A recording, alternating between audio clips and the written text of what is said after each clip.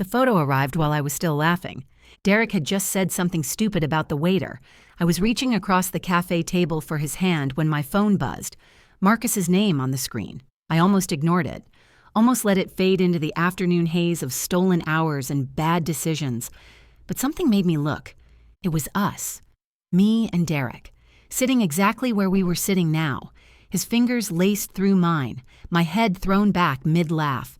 The angle was from across the street. The timestamp was 3 minutes ago. No caption. No question. Just the image. The blood drained from my face so fast I thought I'd faint. Derek was still talking, still unaware, but the sounds around me collapsed into static. My thumb hovered over the keyboard. I watched myself type the most pathetic words I'd ever written. That's not what it looks like. 3 dots appeared, then his reply. Didn't say it was. And that was it. No explosion, no demand for answers, just silence that felt like a blade pressed against my throat. My name is Rachel. I'm 34 and a marketing director. This is the story of how I destroyed everything I loved and watched the man I betrayed outplay me in ways I never saw coming. I should back up, not to justify what I did because there's no justifying it, but to show you how a woman who had everything could convince herself she had nothing. Marcus and I had been married for 9 years. Good years, mostly. He was the kind of husband who remembered anniversaries without reminders, who left little notes in my lunch bag, who genuinely listened when I talked about my day. He coached our son, Ethan's little league team.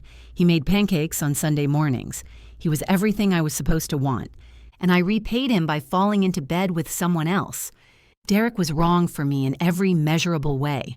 Younger, reckless. The kind of man who texted at midnight and meant nothing he said. With Marcus, everything was structure. Calendars, meal plans, carefully scheduled intimacy. With Derek, it was chaos, heat, that electric space between two people who know they're doing something destructive and lean into it anyway. The first time, I wore Marcus's hoodie home. He'd kissed my forehead that morning, told me to rest while he handled the kids. An hour later, I was in someone else's apartment, and I didn't feel guilty. I felt awake, like someone had finally turned the lights on after years of dimness. That should have been the warning sign, the absence of guilt, but I mistook it for liberation. The affair grew like something living. Tuesdays became routine, then Thursdays, then lunch hours carved out of my calendar with fake client meetings and invented deadlines. I started wearing perfume again, dressing differently, checking my reflection with an intensity I hadn't felt since dating. Marcus noticed. Of course he did. But when he said, "You seem happier lately," I just smiled and said, "Work was going well."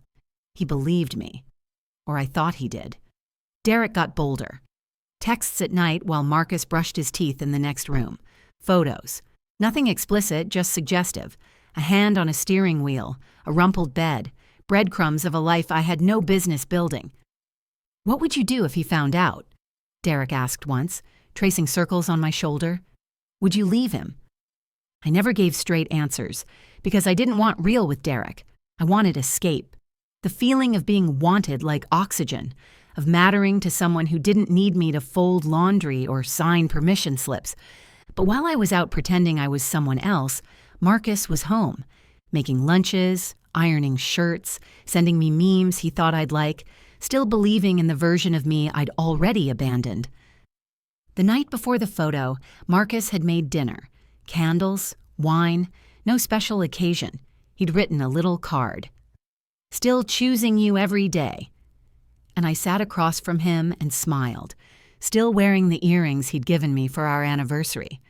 The same earrings I'd worn in Derek's bed that afternoon. I remember thinking I was untouchable, that I'd figured out how to have 2 lives without consequences. Then the photo arrived. After Derek left the cafe, I sat alone for an hour, refreshing my phone like a criminal waiting for the verdict. Nothing from Marcus. Radio silence. I finally drove home with shaking hands, rehearsing explanations, building defenses out of panic and desperation. The house was normal when I walked in. Kids doing homework, dinner simmering on the stove, Marcus in the kitchen, stirring sauce, like nothing had changed. "Good day?" he asked. That same calm voice, those steady eyes. "Yeah, busy." I couldn't meet his gaze. "I made your favorite." He smiled. "Sit down. Relax." That night, he rubbed my back before bed, told me I'd been working too hard, asked if I needed anything, and I lay in the dark beside him, heart pounding, waiting for the confrontation that never came. Days passed, then weeks. Marcus didn't bring up the photo, didn't accuse, didn't interrogate, but small things shifted. He stopped texting as often. The notes in my lunch bag disappeared. He still said "love you" every morning, but something behind his eyes had changed, a distance I couldn't name. I should have ended things with Derek, should have confessed, begged forgiveness, fought for my marriage. Instead, I panicked and pulled Derek closer, convincing myself that Marcus's silence meant I'd somehow gotten away with it. Then came the night with Ethan. I was with Derek at a motel outside town. Routine, familiar. We'd lost track of time and I wasn't thinking straight. When I finally checked my phone, there were 9 missed calls, 3 from the house, 6 from Marcus's cell, and a text. "Where are you? Ethan fell. He might need stitches. Urgent care." I flew out of that motel looking like exactly what I was, hair wild, shirt wrinkled, traces of someone else's cologne clinging to my skin. I made it to the clinic in under 20 minutes, barely remembering to breathe. Marcus was sitting in the waiting room, Ethan's small body curled against his chest, a bandage over his eyebrow. When I burst through the doors, he looked at me, took in every disheveled detail, the wrong shoes, the smudged makeup, the guilt written across my face in neon letters. And he smiled. Not a confrontation, not a question, just that quiet, unreadable expression. "You made it. He's okay now." He passed me our son, and I held Ethan with trembling arms, trying not to shatter right there in that fluorescent-lit room. Marcus watched me the whole time, calm, patient, like he was studying something under a microscope. That's when I knew. He wasn't ignoring the signs. He was cataloging them. I became paranoid, started deleting texts obsessively, turning off location services, creating fake calendar entries with elaborate alibis. Derek noticed my nervousness, but didn't understand it. "Maybe he knows," Derek laughed. "Maybe he likes the idea." I didn't laugh. The last real conversation I had with Marcus happened on a Thursday evening. The kids were at his parents' house. He'd made tea, lit candles. I thought it was romance until I saw the manila folder on the coffee table. "Sit down, Rachel." His voice was gentle. "We should talk." Inside the folder, screenshots of my texts with Derek, GPS logs from my car, credit card statements showing motels and restaurants I'd never mentioned, photos I didn't know existed, me leaving Derek's apartment building, me getting into his car, me looking over my shoulder with the paranoid glance of a woman who knows she's being reckless. There were 3 months of documentation, meticulous, thorough, the work of someone who decided to stop hoping and start planning. He'd hired a private investigator after the first month, and my texts had been syncing to the family laptop for years. I'd set it up myself and forgotten. "How long?" My voice broke. "Since the night you came home wearing his cologne." Marcus's expression didn't waver. "That was 5 months ago." 5 months. He'd known for 5 months, had slept beside me, kissed me goodbye. Let me lie to his face over and over while he built his case, piece by piece. "I trusted you." His voice was soft, almost sad, "with everything, and you just took it all and burned it down." "Marcus, The kids know something's wrong." He cut me off. "Ethan asked me last week why Mommy always smells different. I told him you started wearing new perfume." He paused. "I've been covering for you, to our children, while you were in motel rooms with him." I started crying, ugly, desperate sobs, but Marcus just watched, with that terrible calm. "I'm not going to yell at you, Rachel. I'm not going to throw things or make a scene. That's what you're expecting, isn't it?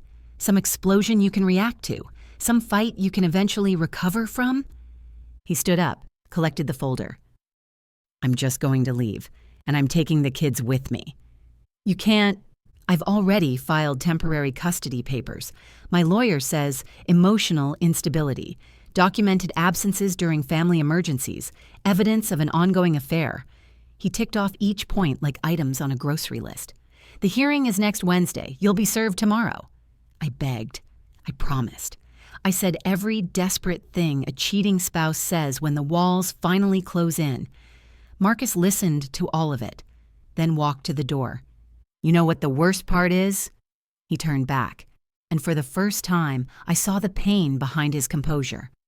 I would have forgiven you, the first time, maybe even the second, but you didn't just cheat on me. You made me complicit in my own humiliation. You came home to my dinner with his fingerprints still on your skin. You kissed our children goodnight while your phone buzzed with his messages. You wore my gifts while he... His voice caught. He took a breath. I loved you, Rachel. Past tense. And you made that love into something stupid, something embarrassing, something I have to explain to our children someday when they're old enough to understand. He left that night. Took a suitcase I hadn't noticed he'd packed. The kids were already at his parents' house. Had been since morning, I realized. Another detail I'd missed while I was too busy burning my life down. The next 3 months were a masterclass in consequences. The custody hearing was brief and brutal. Marcus had documented everything: timestamps, screenshots, witness statements from neighbors who'd seen me leaving the house at odd hours. His lawyer painted a picture of a woman so consumed by her affair that she'd missed her own son's emergency. I got supervised visits every other weekend, 2 hours with my children in a sterile room while a social worker took notes. Our divorce was finalized 6 months later. Marcus retained primary custody. My visitation rights would expand gradually, contingent on stability and consistent attendance. Derek stopped answering my calls after the first week. Turns out he wasn't interested in the complicated parts, the legal battles, the depression, the woman who'd lost everything and now had nothing to offer but need. He'd wanted fantasy, and I'd become a cautionary tale. I tried reaching Marcus through every channel I could think of. His parents wouldn't speak to me. His sister blocked my number. His friends treated me like a stranger. He'd excised me from his life with surgical precision, and everyone who'd loved him had closed ranks. A year later, I got a letter. Not from a lawyer this time. From Marcus. The kids are doing well, he wrote.